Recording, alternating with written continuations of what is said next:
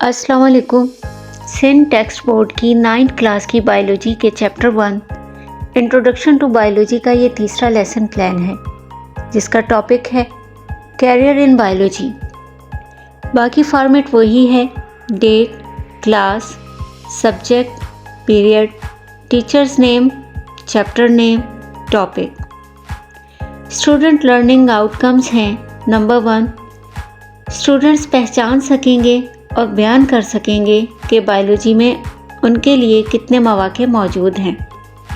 Number 2, students in career की तालीमी और तजुर्बाती ज़रूरत को महसूस कर सकें जो बायोलॉजी से ताल्लुक़ रखते हैं।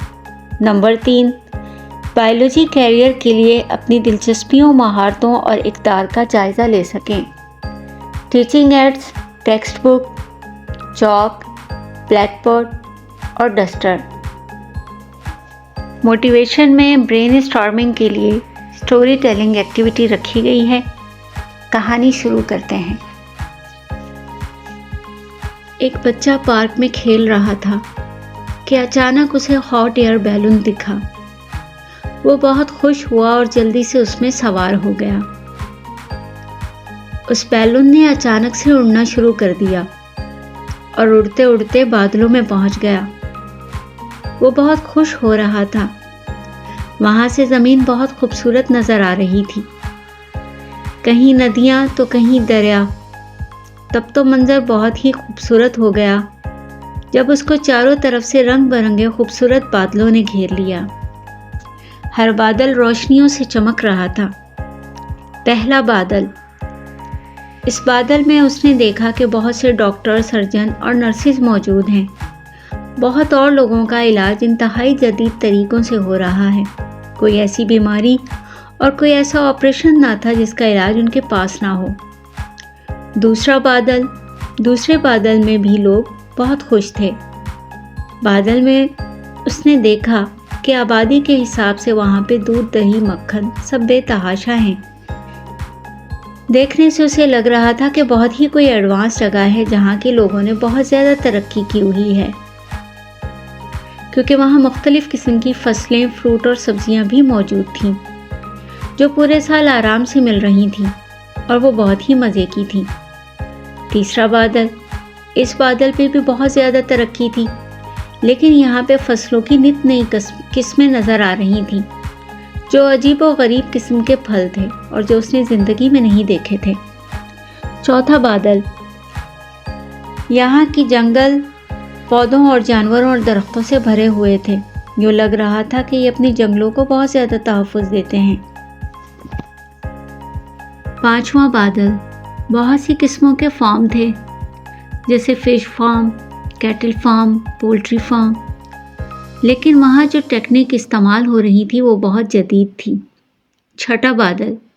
यहाँ जानवरों का ख्याल रखने के लिए नित नए तरीके थे और जानवरों की ऐसी ऐसी किस्में थीं जिन्हें वो बच्चा पहचान नहीं पा रहा था, क्योंकि वो बहुत सेहतमंद थे। और बहुत ज़्यादा ऊन वाली भेड़ें, अंडे देने वाली मुर्गियाँ, गोश्त वाली मुर्गियाँ और नित नए जानवर थे।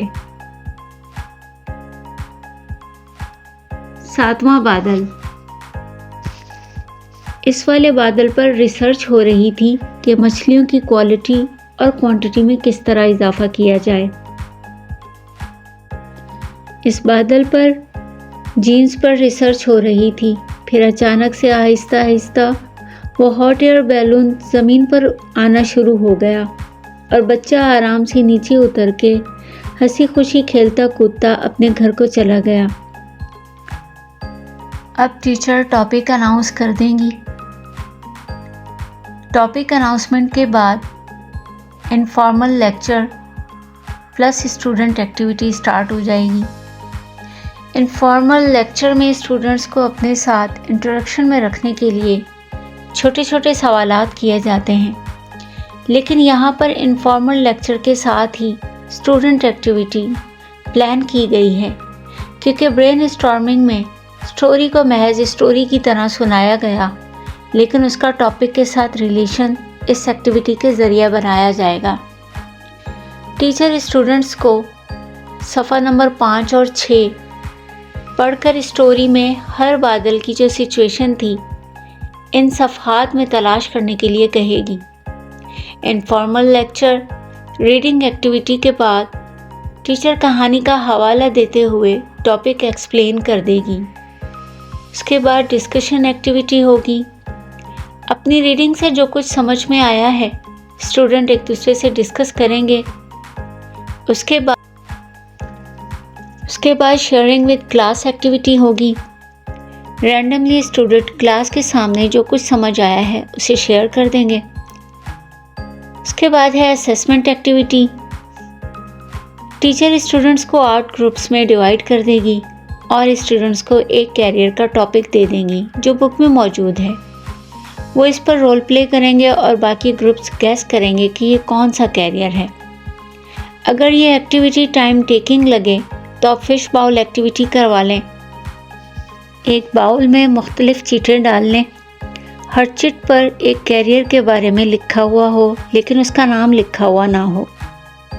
ہر گروپ ایک چٹ اٹھائے گا اور اس پہ لکھا ہوا جو ہے اسے پڑھنے کے بعد پہچاننے کی کوشش کرے گا کہ یہ کون سا کیریئر ہے۔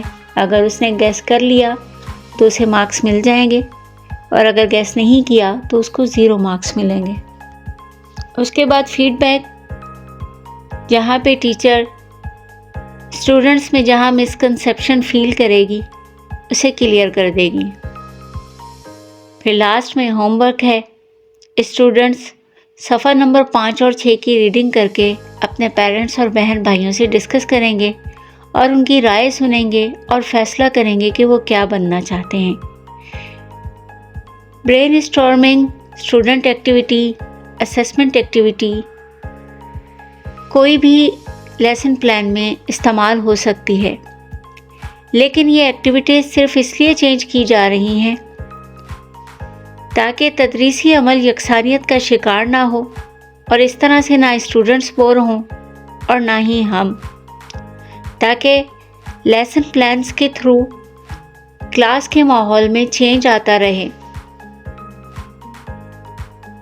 اللہ حافظ۔